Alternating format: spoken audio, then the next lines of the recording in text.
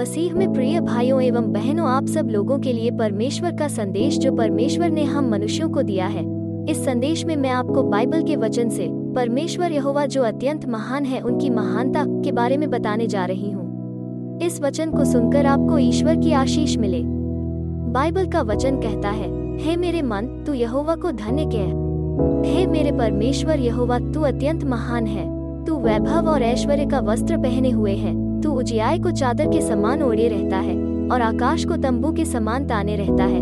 तू अपनी अटारियों की कड़ियां जल में धरता है और मेघों को अपना रथ बनाता है और पवन के पंखों पर चलता है। तू पवनों को अपने दूत और धधकती आग को अपने सेवक बनाता है। तूने पृथ्वी को उसकी नींव पर स्थिर किया है ताकि वो कभी न डगमगाए।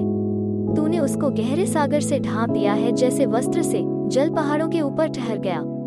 तेरी घुड़की से वो भाग गया। तेरे गरजने का शब्द सुनते ही वो उतावली करके बह गया। वो पहाड़ों पर चढ़ गया और तराइयों के मार्ग से उस स्थान में उतर गया जिसे तूने उसके लिए तैयार किया था।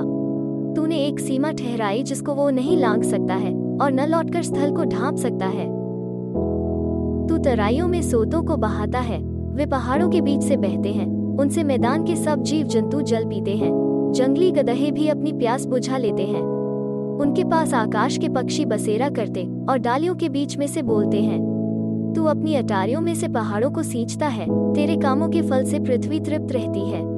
तू पशुओं के लिए घास और मनुष्यों के काम के लिए अन्न आदि उपजाता है और इस रीति भूमि से वो भोजन वस्तुएं उत्पन्न करता है और दाख मधु जिससे मनुष्य का मन आनंदित होता है और तेल जिससे उसका मुख चमकता है और अन्न जिससे वो संभल जाता है। यहोवा के वृक्ष तृप्त रहते हैं, अर्थात लबानोन के देवदार जो उसी के लगाए हुए हैं। उनमें चिड़ियां अपने घोंसले बनाती हैं। सारस का बसेरा सनोवर के वृक्षों में होता है।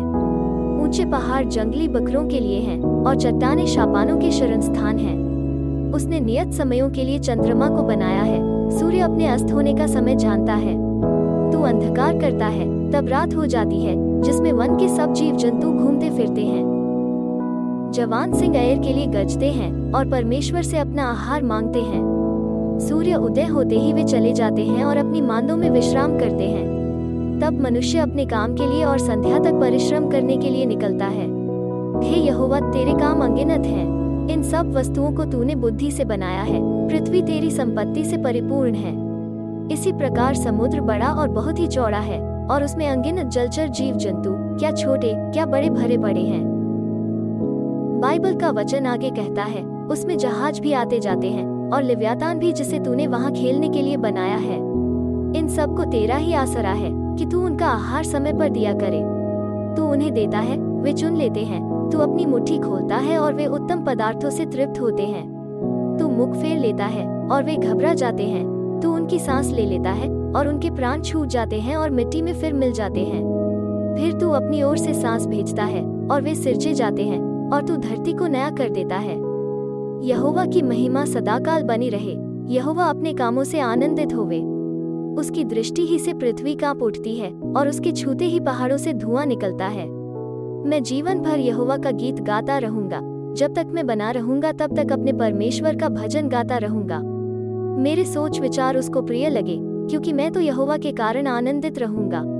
पापी लोग पृथ्वी पर से मिट जाएं और दुष्ट लोग आगे को न रहें। हे मेरे मन, यहोवा को धन्य कह। यहोवा की स्तुति करो। आमीन।